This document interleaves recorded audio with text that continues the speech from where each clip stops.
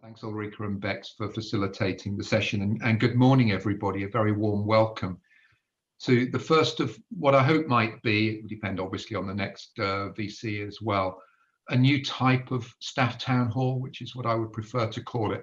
So these are not the standard COVID town halls, that we will continue those as required, or the financial town halls that Stephen did so wonderfully well last year.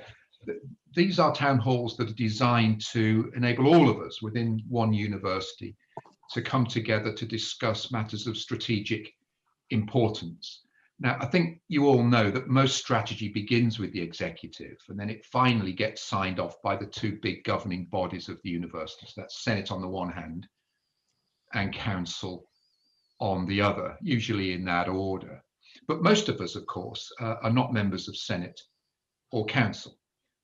So I think it would be really useful and important for the university going forwards to get more views on the development of strategy, more engagement, more opportunities for people to comment and question about what is happening in the university. So the idea next term is really to get staff who want to be involved early in the development of new strategies. So next term we'll have a session led by David Loudon on our emerging environmental strategy, and Tim Hammond on our innovation strategy. And both of those are in development, which is really when we should be holding the staff town halls. Today, though, I'm delighted that we've got Joanne Race with us to talk us through our health and wellbeing strategy, which has now been signed off by Council, and then John Hemingway, our digital strategy, which has also been signed off. But I know many of you have been involved in any case in the production of both strategies. So that's the basic idea, 2 a term, increasingly forward-looking so that people can get engaged in strategy development more generally across the university. Thanks, Stuart. Let me introduce our first staff and student wellbeing strategy. I want to say a little bit about how the strategy has been developed, highlight where we've already got some things in place, and say a little bit about what staff can expect in the coming 12 months. I mean, before I move on to the presentation, it's been a significant piece of work, and so I'll only touch on the surface really in my presentation. Colleagues can find much greater detail in the strategy documents that are on the website, and they were circulated with the invite for today. But you'll see this is a joint strategy for staff and students, so a whole university approach. And it's really important we did that because many of the issues that we'll talk about today impact both staff and students. We've worked collaboratively with colleagues in the colleges and wider student experience as we've developed this strategy. But of course, this is a staff town hall.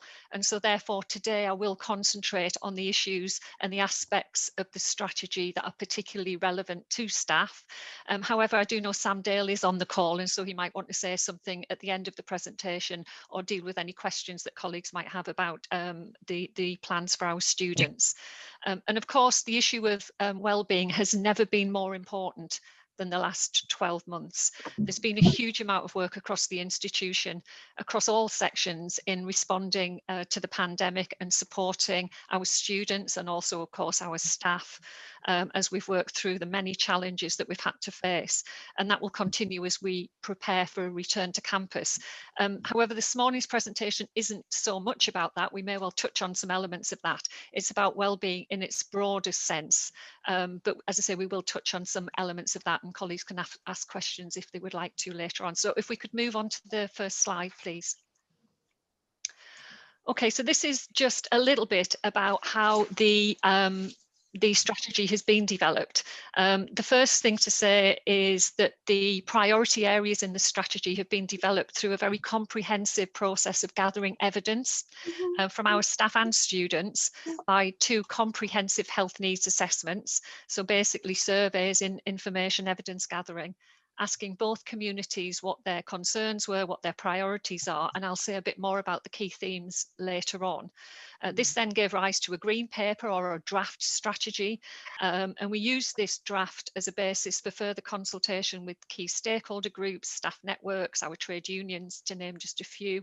We took their feedback on board as we refined and updated the strategy, which was then warmly welcomed, I'm pleased to say, and approved by UX, Senate and Council earlier this year.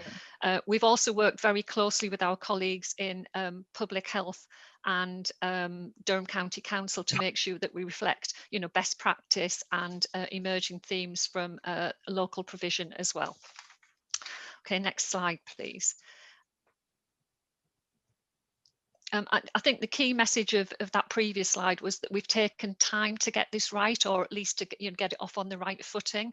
And really, what are we trying to achieve? Well, this is a quote directly from the strategy, so I'm not going to read it out, but this is really about putting health and well-being at the heart of our community, in our decision making, in our various initiatives, and really, a simple aim, I think, not simple to achieve, but in terms of articulating it, we want all of our staff and students to be able to be successful and achieve their full potential when they're here. And clearly, well-being is a key plank of being able to do that. Next slide, please. Okay, so why should we do it and how will we do it? Well, there are obvious statutory and legislative requirements that we simply have to adhere to. Of course there are, but that isn't the reason that we're doing this. It's about much more than that. As I said, we want to give staff and students the best opportunity to achieve their potential when they're here. And we believe we can do that through identifying evidence-based initiatives where we can make a real impact, a real difference, and ensuring that we've got good governance behind all of that to make sure we deliver on our promises. So, the support structures, reporting, working groups, etc., behind all of that. And of course, by working collaboratively, continuing to work collaboratively with colleagues in Public Health England, and identifying where some of these services or requirements can be best delivered by the experts in the NHS or the local county council, for example. Thank you. Next slide, please. Okay, I mentioned the health needs assessments earlier on. And full details, they're very lengthy documents. Full details can be found on the website if anybody's interested to look at the staff and student health needs assessment reports. But this slide just provides, a very high level overview of the key themes that came through the health needs assessments. There was overlap between staff and students, and two strategic themes emerged from that work. So mental health and stress and healthy lifestyles. And you can see some of the issues that were raised by the student community and issues that were raised by the staff community.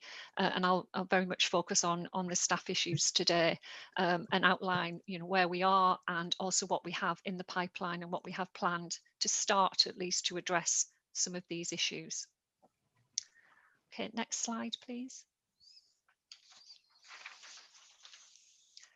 Okay, so what have we achieved so far?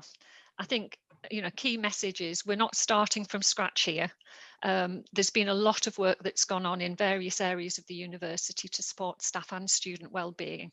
I think the issue is, though, it hasn't always been pulled together under one strategic theme, which I think is a huge benefit of having our first wellbeing strategy. But this slide shows some examples of what we have achieved so far. And again, these are just examples. There'll be many others that could have been highlighted here today. It shows the strategic goals of the strategy and progress against each of them. I didn't intend to read all of them to you today because you can see them, but perhaps just to highlight a few. Well, clearly the pandemic has impacted every member of our community, and that has been a main focus of activity over the last 12 months. As I say, we're not going to go into great detail about that, and we've already recognised the incredible efforts of so many people. But we have created a lot of resources and initiatives to help colleagues as we've worked through the pandemic, and they can all be found on the Staff and Student Health and Wellbeing Hub, which was created around about April, May time, I think, last year, where we pulled everything together. And you can see it's had a lot of hits. It's been very popular. People have accessed those resources. So if for those of you who haven't, do please have a look at all of that. We've got the Help Us to Help You Teams channeled. We've had initiatives like Wellbeing Wednesday, various other ways of communicating help and support for people with caring responsibilities, for example. Communication is key to this. Obviously, our regular town halls are an important part of that, and it's fantastic to see the numbers are up to 180 now. So obviously a lot of interest in these two particular initiatives, which is simply fantastic. And, you know, we need to think about how we build on that and further improve our communication. Development is another key area for us, and something my team in particular are really focusing on, and that's development for, you know, for leaders, managers, supervisors, but also for the whole community as well. And there are just a few examples that have been listed there that we've produced in response to the pandemic, helping people lead teams remotely, develop resilience, well-being conversations, etc. Okay, and let's not forget our fantastic campus as well, which I will come on to in a second. You know, we are not starting from scratch here. There's all sorts of options there that people can avail themselves of, so that's really fantastic. You know, botanic gardens, you know, I think we all haven't had the opportunity to really make the most of the investment in Maiden Castle, but we are really very fortunate in the facilities that we have on campus, etc. Okay, next slide, please. So what is planned for this year? What can you expect to see next? And again, this just really highlights a few examples of things that you can expect to see. As I've said, we want to bring all of this information together under one umbrella. So an identity for health and well-being strategy, so people know where to go to find out the wealth of opportunities, facilities and resources that they can access to help with this. We want to build on the benefits of flexible working. We've learned a lot from the last year. We've achieved things that we thought would not be possible, working remotely, working flexibly. We really need to capitalise on the good things and embrace the opportunity, and I genuinely do think it's an opportunity to work differently as more of us return to campus. And of course, supporting colleagues who will remain anxious about a return to campus. We'll also continue with the programme of developing and embedding health and wellbeing into leadership programs. It shouldn't be an add-on, it should be part of what we all do. So we will embed that into leadership programs that already exist, but also enhancing support for staff who may be experiencing mental health issues, stress, anxiety, for example. And we want to provide help and support for all of those colleagues. And we are just considering now how we might best do that as we move in to the rest of this year and beyond.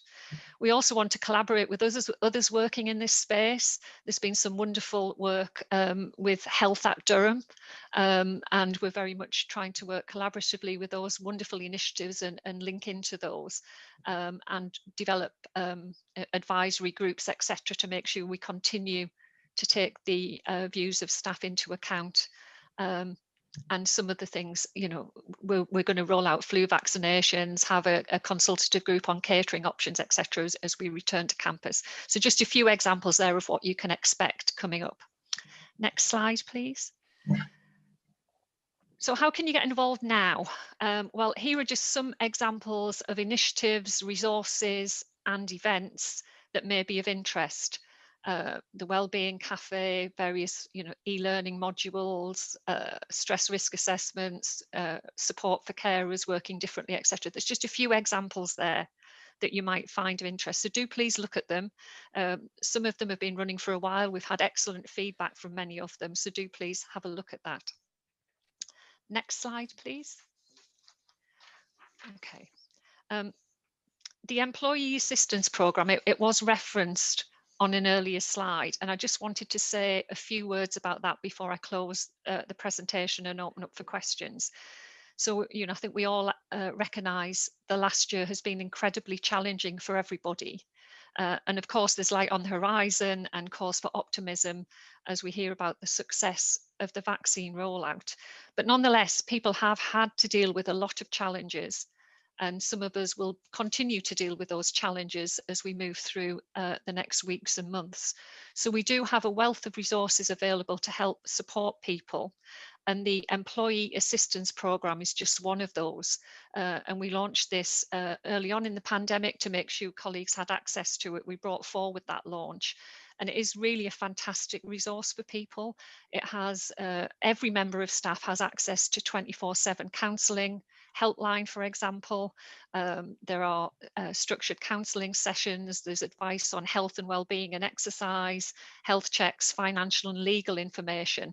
We've had some really great feedback from colleagues who've accessed this resource and found it incredibly helpful. So I just did want to plug that for those of you who weren't aware of it. And again, that's all available on the website if anyone would like to find out more.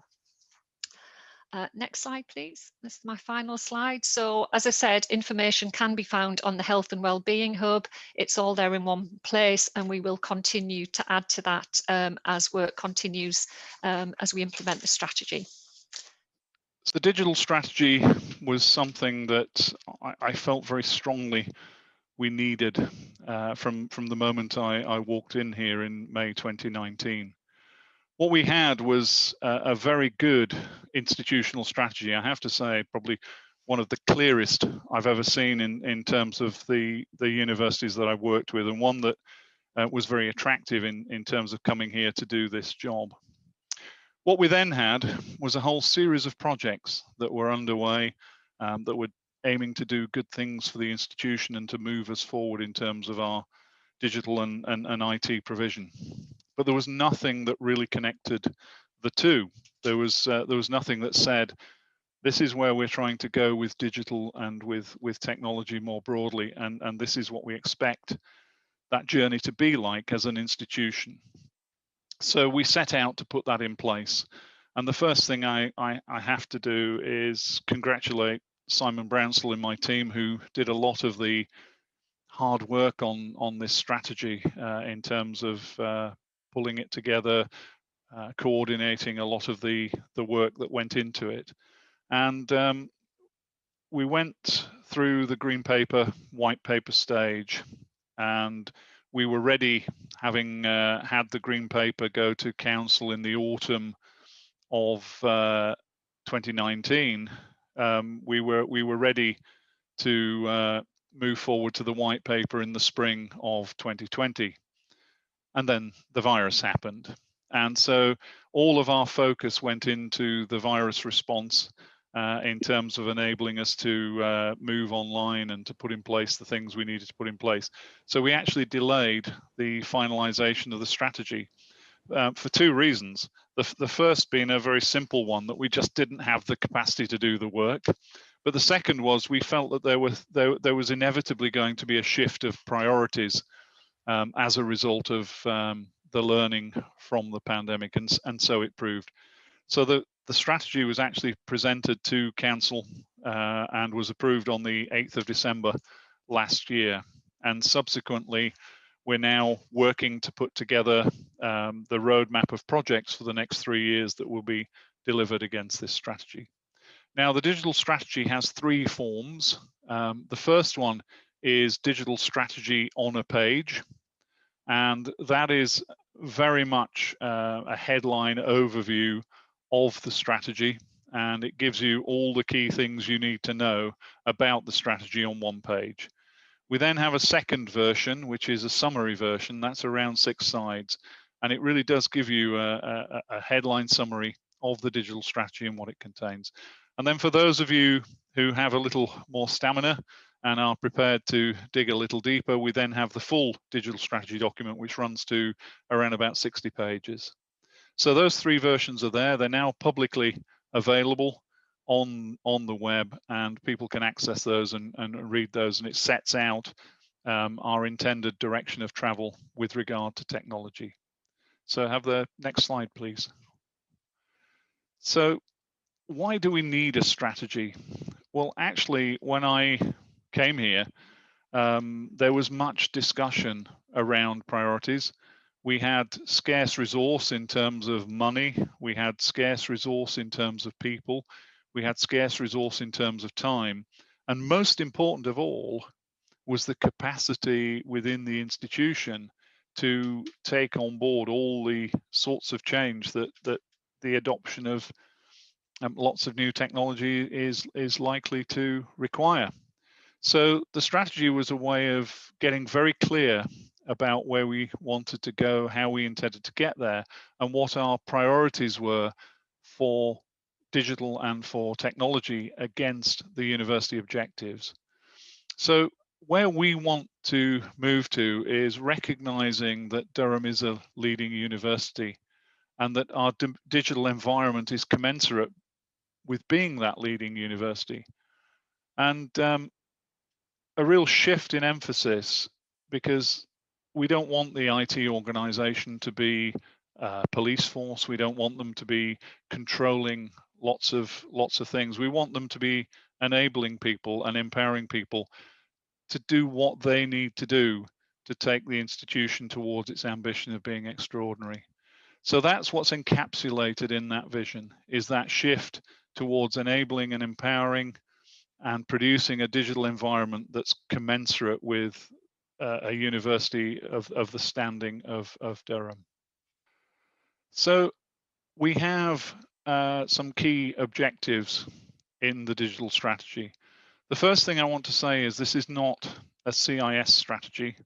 It's not an IT people's strategy. It's an institutional strategy. It's designed to be for the institution. And in the development of the strategy, we've had almost 2,000 people input to its development, either through responding to surveys or participating in focus groups or being consulted one-to-one.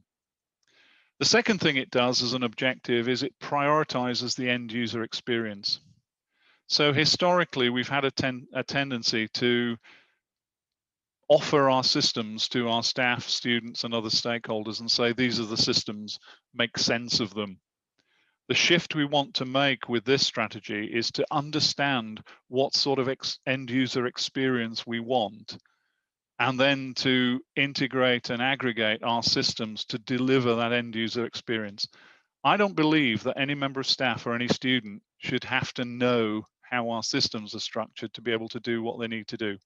They should be presented with an experience that enables them to do what they want to do. And one of the great eye-opening moments on this, actually before I joined Durham, was I went to a presentation which was about how students run their lives really in the modern world. And they were actually running their lives based on 5 apps. And you can probably guess what the 5 apps were. And actually the big message that was coming across was that actually students want to run their life within the institution, probably on the basis of 5 apps. And that's the sort of direction of travel we need to get to. The third objective was that it's grounded in reality. We do have some historic issues to address. We have a lot of technical debt. We have a number of systems that are not fit for purpose that we either need to replace or we need to bring up to the right standard. We also need to, in some areas, catch up with what other institutions are doing, and in other areas to innovate, to put ourselves ahead of other institutions. The fourth objective is that we focus on delivering benefit, not just technology. And benefit takes many, many forms. These are not just hard financial benefits, but other benefits for the staff and students that are within our institution. And finally, we want the strategy to be agile and flexible. This strategy is not going on a shelf anytime soon. What we will do is every year we will come back to this strategy and we will review it, we will revisit it, we will take the learning from the past 12 months and we will do another iteration of the strategy. So what you see there is the sort of model beneath those objectives that embraces the different ingredients that are within the strategy. I'm not going to go through those in detail, but they effectively give us the real context within which we're working for the strategy. And the things that are in there are fairly self-explanatory, but they are all of the ingredients we need to address. And when we talk about culture, which is featured there, there's 2 dimensions to that. We're looking at how the institutional culture is shifting in response to the post-COVID world, and also how the culture within CIS needs to shift in response to both the changing institution and the changing priorities within the strategy. Have the next slide, please. So how will we get there? So we've built this strategy around a set of values and a set of principles, and the detail is there in the strategy, and I encourage you, if you have some time, to go and have a look at that. In terms of values, the important things there are around cybersecurity and ensuring that we balance the needs of the institution to be able to do what it needs to do with the needs of the institution to remain secure and to protect its IT environment. In terms of the principles, they fall into three areas. We have operating principles, which are about how we deliver and how we do the things we do. The technical principles are guiding some of the what we deliver. And then we have the overarching governing principles, which in some ways give the context of how we do all that. And those principles are really important underpinning constructs, if you like, to the strategy as we move forward. Next slide, please. So the strategy implies that there are certain things that the university will have to step up to in the next few years, and we will have to work out how we manage these different imperatives. The first is around cybersecurity observance. I was absolutely delighted this week. We had two major cybersecurity vulnerabilities that were announced this week, and when I checked on both of them, we had already patched our systems as soon as the patches were available, and we had literally managed the risk of compromise down to almost zero. That's a real shift from where we were 2 or 3 years ago, and represents a recognition of the challenges that we face in terms of the cybersecurity landscape. And on the other side of that, we've seen the institution adapt to things that we see elsewhere in our lives, like multi-factor authentication, where we have to use a PIN code to identify ourselves. And those things we need to continue to develop, we need to continue to improve and make them easier for people to use. I talked about this being an institutional strategy. It's not just about CIS, it's about how we deliver IT more broadly. And we have a number of IT service providers in the institution. So we have people like the advanced research computing folks, we have the library, we have IT capabilities in departments like physics, chemistry, earth sciences, others. We need to bring all of those different service providers together and have them working in a consistent way. This is often a contentious one, but it's actually about recognizing that different people have different needs, and that what we do is we tailor services to people's individual needs.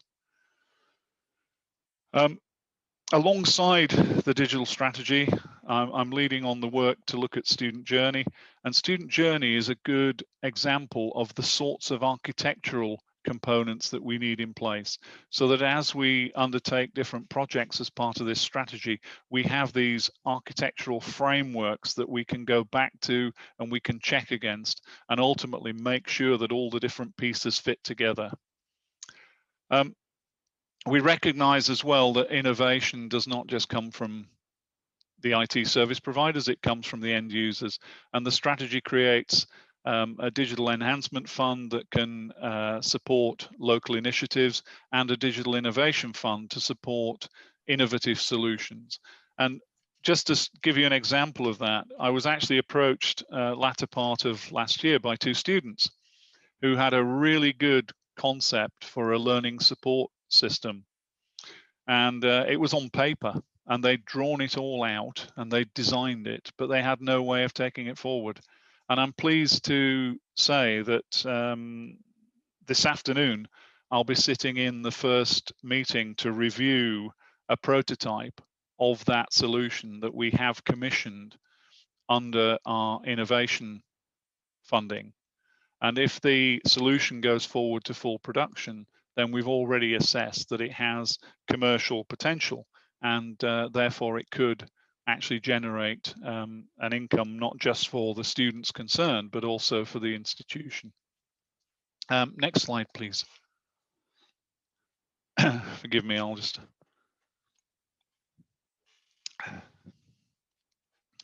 So what we have here is effectively an indicative version of what this 3-year roadmap might look like. And what you have is a number of threads within the strategy. So we have a people thread.